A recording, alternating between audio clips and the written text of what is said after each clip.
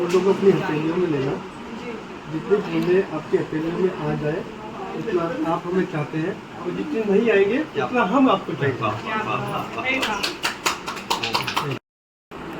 अनामिका जी, स्वामी रामभद्राचार्य जी ने एक बयान दिया है मेरठ में कथा के दौरान। उन्होंने कहा है कि आज हिंदू संकट में है और कहीं ना कहीं ऐसा उन्हें लगता है कि वेस्ट यूपी अब मिनी पाकिस्तान बनता जा रहा है। इस पे आपका क्या कहना है, क्या प्रतिक्रिया?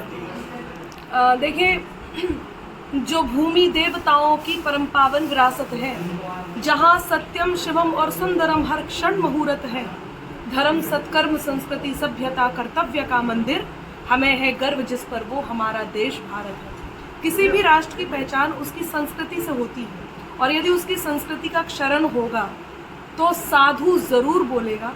और साधु यदि बोलता है, आज हमारे जो उन्होंने वेस्टर्न यूपी की बात की है, यदि आप देखा जाए तो हमारे उत्तर प्रदेश में जो शासन इस समय चल रहा है, मैं तो ये कहती हूँ कि नीति नियम और नैतिकता का मर्म सियासत में होता, राम सरीखा राजा हो तो धर्म सियासत में होता। जब धर्म का क्षरण हो, संस्कृति का क्षरण हो, तो ये जो बात कही गई है वो बात 100% सत्य है। और ये ज़रूरी है कि हर घर में हिंदुस्तान की पहचान क्या है, उस पहचान के धर्म को हर घर में होना बहुत ज़रूरी है। पाठशालाएं होना बहुत ज़रूरी है।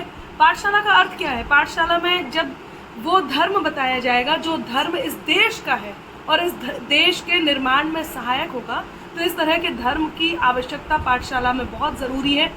और क्यों मिनी पाकिस्तान होता जा रहा है, कारण भी बता देती हूँ।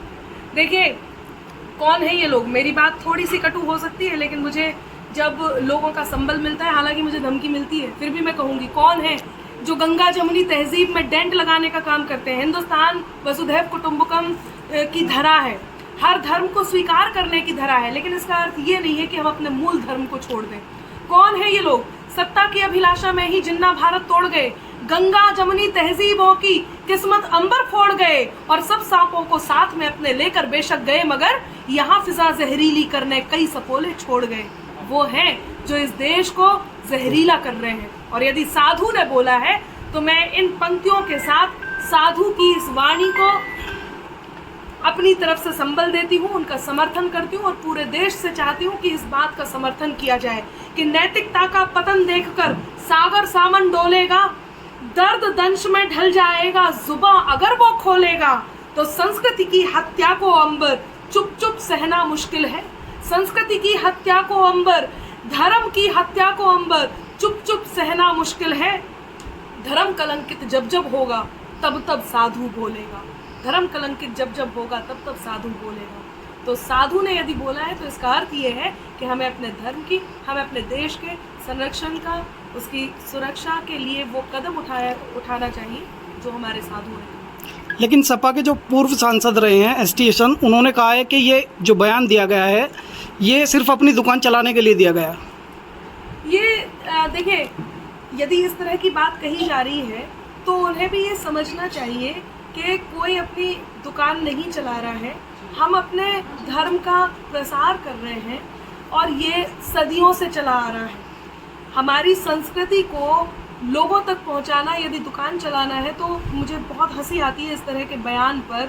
हम अपनी संस्कृति को संरक्षित करने का प्रयास कर रहे हैं। मुगलों ने जो आतंक किया, मुगलों ने जो हमारी सांस्कृतिक धरोहर का क्षरण किया है, आज वो सांस्कृतिक धरोहर सहेजी जा रही है। आज भगवान श्री राम का मंदिर बनकर के तैयार हुआ है। आज हमारे, यदि मैं खुद जैन हूँ, हमारे इतने तीर्थ हैं जहाँ पर मुगलों के आतंक के कारण वो तीर्थों का क्षरण हुआ है, उनको संरक्षित किया जा रहा है। यदि उनको संरक्षित करना दुकान चलाना कहा जा रहा है, तो मुझे लगता है कि उन्हें इस बात के लिए अपना इलाज कराना चाहिए। अच्छा, बस एक आपसे ये पूछना चाहूँगा, आज बागपत आना हुआ आपका बड़ौत, क्या कार्यक्रम है, किस में आप सम्मिलित होंगे?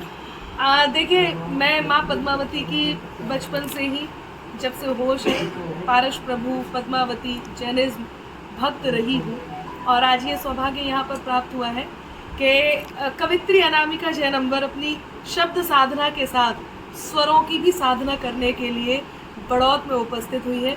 तो मैं खुद के सौभाग्य पर इतरारी हूँ। मुझे बहुत खुशी हो रही है कि बहुत सालों बाद बड़ौत ने याद किया है, और एक अलग ही रंग देखने के लिए याद किया है। तो मैं चाहती हूँ कि लोग इस रंग को पसंद करें। मैंने सुना कि आपने काव्य पाठ की भी शुरुआत यहीं से की थी, इसीलिए आप बड़ौत आए हैं। जी देखिए, मेरे काव्य पाठ की शुरुआत बागपत बड़ा गांव जो हमारा तीर्थ क्षेत्र है, प्रभु श्री पारसनाथ ने क्या क्या नहीं दिया। जो मेरा जीवन है वहीं से संचारित हुआ है, चाहे वो मेरे काव्य पाठ का हो, चाहे वो मेरे व्यक्तिगत जीवन की शुरुआत हो, तो यहीं से मैंने शुरुआत की है। और आज यहीं से एक और रंग, ये तो नहीं कहूँगी बदल रही हूँ, लेकिन हाँ एक और रंग उसमें जोड़ने के लिए फिर से यहीं से शुरुआत कर रही हूँ। तो मैं जानती हूँ उसमें सफलता मिली है, तो इसमें भी मैं आसमान तक पहुँचूँगी। और यहाँ सभी ने मुझे आशीष दिया ही है, तो मैं इस आशीष के साथ यहाँ बैठी हूँ। Thank you.